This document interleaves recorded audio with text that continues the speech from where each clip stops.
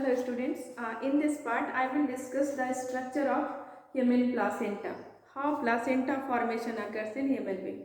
So when the zygote comes to the uterus, it is nourished by uterine milk, due to which outer cell mass is differentiated into trophoblast and inner cell mass. ऐसे ये trophoblast और inner cell मास का formation करता है. फिर inner cell मास, ये trophoblast इसके अंदर नरिशिंग फ्लूइड का सिक्रेशन करता है जिसके कारण ब्लास्टोसिल बना था और ये inner cell mass one side में आकर शिफ्ट हो गए थे और ये एम्ब्रियोनल नॉब का फॉर्मेशन किया था. फिर नरिशिंग फ्लूइड के कारण ये ट्रोफोब्लास्ट डिफरेंशिएट होकर दो लेयर का फॉर्मेशन किया था, इनर साइटोट्रोफोब्लास्ट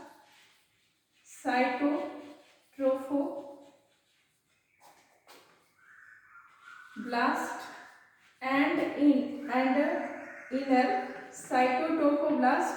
ये यूनिन्यूक्लिएटेड है, सिंगल न्यूक्लियस है इसके पास और इसके बाहर में जो सेल्स थे वो सारे सेल्स के मेम्ब्रेन डिफ्यूज, सारे सेल्स के मेम्ब्रेन एक दूसरे के साथ डिसॉल्व हो गए और डिसॉल्व होकर के मल्टी न्यूक्लिएटेड सेल्युलर स्ट्रक्चर का फॉर्मेशन किया जिसको सिनसाइशियोट्रोफोब्लास्ट कहते हैं. इसको सिनसाइशियोट्रोफोब्लास्ट कहते हैं. इस स्टेज में ऑलमोस्ट ये इम्प्लांट हुआ था ब्लास्टोसिस्ट स्टेज में और उसके बाद यूट्रस में ये नरिशमेंट इसको मिलने के कारण ये सिनसाइशियोट्रोफोब्लास्ट का फॉर्मेशन किया. ये एम्ब्रियोनल नॉब हो गई, ये मल्टी न्यूक्लिएटेड हो गया क्योंकि इसके मेम्ब्रेन के बीच के लेयर डिसॉल्व हो गए जिसके कारण ये मल्टी न्यूक्लिएटेड हो गया. ये पूरा स्ट्रक्चर अब मैं यहाँ पर शो कर रही हूँ. ये एंडोमेट्रियम के अंदर धंस जाता है. एंडोमेट्रियम की लाइनिंग थिक हो चुकी है, एक्सट्रीमली थिक, और ये extreme thickness of endometrium lining is due to HCG. And HCG का फंक्शन सुन चुके थे, it is human chorionic gonadotrophin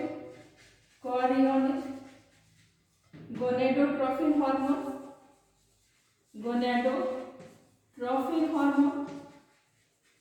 और ये कॉर्पस ल्यूटियम जो कि अब डिजेनरेट कर सकता था, उस कॉर्पस ल्यूटियम को इसने मैसेज किया है कि प्रोजेस्टेरोन को सिक्रीट करो क्योंकि यहाँ पर गुड न्यूज़ हो चुका है, प्रेगनेंसी हो चुकी है और इसलिए इस हार्मोन के इन्फ्लुएंस में corpus luteum will secrete large amount of progesterone and now this progesterone is due to corpus luteum of pregnancy. Pregnancy के समय कॉर्पस ल्यूटियम का फंक्शन एनॉर्मसली चेंज कर गया, उसने बहुत अधिक प्रोजेस्टेरोन का सिक्रेशन किया जिसके कारण ये एंडोमेट्रियम का थिकनेस इंक्रीज करके 3 लेयर्स में बढ़ गया. सबसे इनर साइड डेसिडिवा बेसिलिस, इसके अंदर डेसिडिवा कैप्सुलरिस और फिर डेसिडिवा पेराइटलिस, ये 3 लेयर में डिफरेंशिएट हुआ और इसी एंडोमेट्रियम के अंदर ये स्ट्रक्चर हमारा यहाँ पर मैं इसको शो कर रही हूँ क्योंकि ये पूरा इम्बीड करके अंदर चला गया और इम्बीड करके जिस रास्ते से अंदर गया फिर उसको कुछ प्लग्स बना करके उसको ब्लॉक कर दिया गया क्योंकि यहाँ पर एंडोमेट्रियम टूटा और ये पूरा अंदर एंटर कर गया ब्लास्टोसिस्ट और जो यहाँ पर रप्चर्ड हुआ था एंडोमेट्रियम लाइनिंग, इसको प्लग बना के फिल कर दिया गया. अब ये एंडोमेट्रियम के अंदर में डेवलपमेंट यहाँ पर चल रहा है सिनसाइशियोट्रोफोब्लास्ट. अब ये सिनसाइशियोट्रोफोब्लास्ट के अंदर ये ग्रो करेगा, ये बड़ा हो जाएगा और सिनसाइशियोट्रोफोब्लास्ट के अंदर ये इस तरह से इनलार्ज हो जाएगा और इस इनलार्ज स्ट्रक्चर के अंदर बड़े बड़े लैक्यूनी का फॉर्मेशन होगा.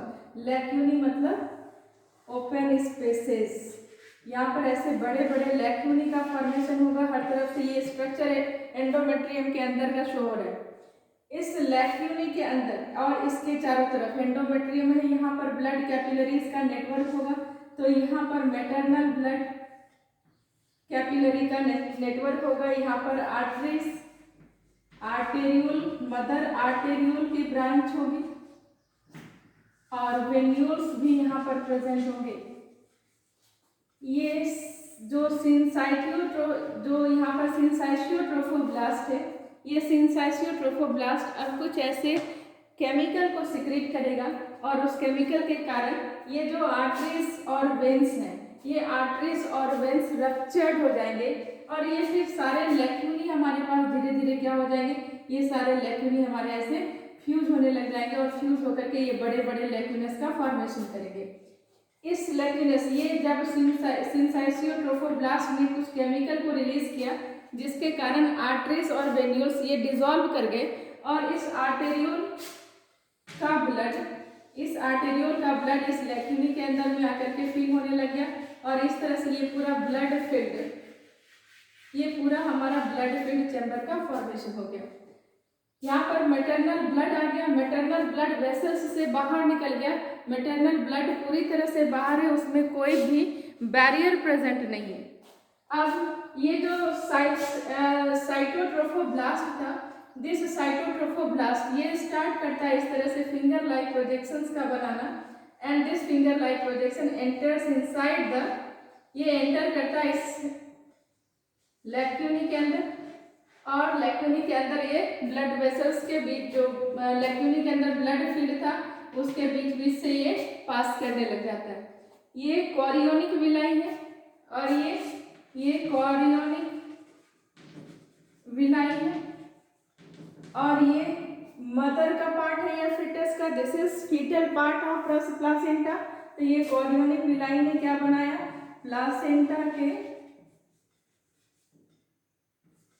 Placental part constitute by fetus, इसने फीटस पार्ट ऑफ प्लासेंटा का फॉर्मेशन किया।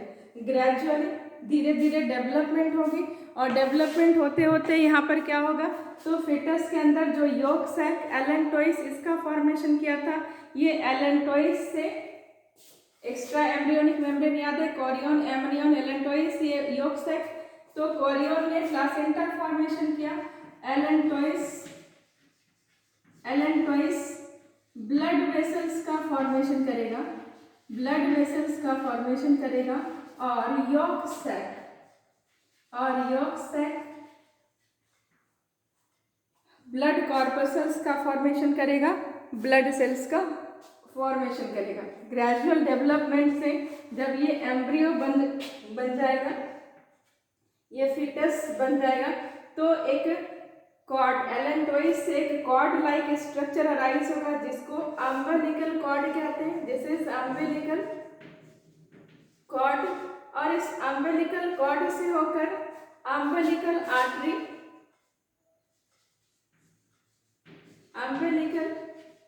आर्टरी और अम्बिलिकल वेन पास करेगी। अम्बिलिकल आर्टरी 2, इसका नंबर 2 होगा और वेन का नंबर 1 होगा। ये अम्बिलिकल आर्टरी यहाँ पर फीटस के डीऑक्सीजनेटेड ब्लड को, अगेन याद रखिएगा आर्टरी है ये, लेकिन ये फीटस के डीऑक्सीजनेटेड ब्लड को इस मदर के ब्लड के पास ले जाएगा। यहाँ पर गैसियस एक्सचेंज होगी और गैसियस एक्सचेंज के बाद जो अम्बिलिकल वेन है, ये अम्बिलिकल वेन ऐसे कैसे होता है एक्सचेंज, तो आर्टरी, कैपिलरी और वेन, ऐसे ही सिस्टम होता है। तो फीटस से आर्टरी निकली, यहाँ पर कैपिलरी का फॉर्मेशन हुआ, कैपिलरी से ये फीटस की कैपिलरी है, फीटस का ब्लड बाहर नहीं निकला, फीटस की कैपिलरी है जो इसमें ब्लड में आई, फिर ये रिज्वाइन करके अम्बिलिकल वेन बना और ये अम्बिलिकल वेन फीटस के पास चला गया ऑक्सीजनेटेड ब्लड को लेकर के। फीटस के बॉडी में जो वेस्ट बनेगा वो वेस्ट भी इस ब्लड में आएगा और ये ब्लड में जो वेस्ट आया ये मदर के वेन्यूल से होकर वेन में चला जाएगा और इस तरह से मदर का डीऑक्सीजनेटेड ब्लड मदर के थ्रू प्योरीफाई होगा उसके लंग्स में। तो placenta, what is placenta? Placenta is feto maternal connection through which fetus is nourished. It helps in nourishing the fetus. It acts as endocrine gland also because it secretes several hormones which is required for the growth and development of fetus. Clear ना? तो ये placenta कैसे बनता है, ये पूरा complex process है। Brief में इसको ऐसे समझते हैं कि जो ब्लास्टोसिस्ट है ये एंडोमेट्रियम के अंदर एम्बीड कर जाता है। एंडोमेट्रियम का थिकनेस एनॉर्मसली इंक्रीज करता है ड्यू टू एचसीजी, क्योंकि एचसीजी कॉर्पस ल्यूटियम को कॉर्पस ल्यूटियम ऑफ प्रेगनेंसी में कन्वर्ट करता है और प्रेगनेंसी के दौरान कॉर्पस ल्यूटियम एनॉर्मस अमाउंट में प्रोजेस्टेरोन का सेक्रेशन करता है, जिसके कारण एंडोमेट्रियम का थिकनेस एनॉर्मसली इंक्रीज करता है और ये 3 लेयर में डिफ्रेंशिएट हो जाता है। और ये 3 लेयर हमारे पास डेसिडिवा बेसिलिस, डेसिडिवा कैप्सुलरिस और डेसिडिवा पेराइटेलिस होता है। बेसिलिस, डेसिडिवा बेसिलिस वो पार्ट होता है जिस पार्ट से ये फिटस यूट्राइन के एंडोमेट्रियम से अटैच होता है, और कैप्सुलरिस और डेसिडिवा पेराइटेलिस इस तरह से यहाँ पर इसके चारों तरफ की कवरिंग बनाता है। बाद में जब ये डेवलप करते हुए पूरा बाहर निकलता है तो यहाँ पर ये पूरा फिटस के कवरिंग का फॉर्मेशन करता है, यानी फिटस डेसिडिवा पेराइटेलिस, डेसिडिवा कैप्सुलरिस, कॉरियन, एमनियन इन सब से प्रोटेक्टेड होता है और इस तरह से ये अम्बिलिकल कॉर्ड के थ्रू अटैच होता है डेसिडिवा बेसिलिस से, जहाँ से इसको नरिशमेंट मिलता है। कैसे?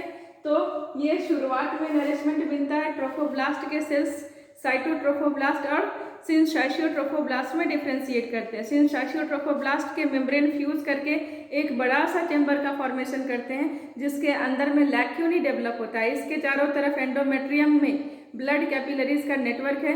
मदर का आर्टरीज, स्पाइरल वेन्यूल्स यहाँ पर प्रेजेंट है। फिर सिंसाइशियोट्रोफोब्लास्ट उन आर्टरीज को ब्रेक करता है और वेन्स को भी ब्रेक करता है, जिसके कारण इसके सारे लैक्यूनी के अंदर में ब्लड की फिलिंग हो जाती है। इसके बाद साइटोट्रोफोब्लास्ट विलाई का फॉर्मेशन करता है और ये विलाई इस लैक्यूनी के अंदर जाता है। ग्रेजुअली जैसे जैसे एडवांसमेंट होता है स्ट्रक्चर का, एलन तो इस ब्लड वेसल्स का फॉर्मेशन करता है और अम्बिलिकल कॉर्ड का फॉर्मेशन करता है और योक सैक के अंदर ब्लड सेल्स बनते हैं। ये ब्लड वेसल्स ये अम्बिलिकल कॉर्ड से होकर इस fluid filled means blood filled lacunae के अंदर जाता है और इस तरह से ट्रांसपोर्ट होता है ऑक्सीजन का फिटस में। ओके।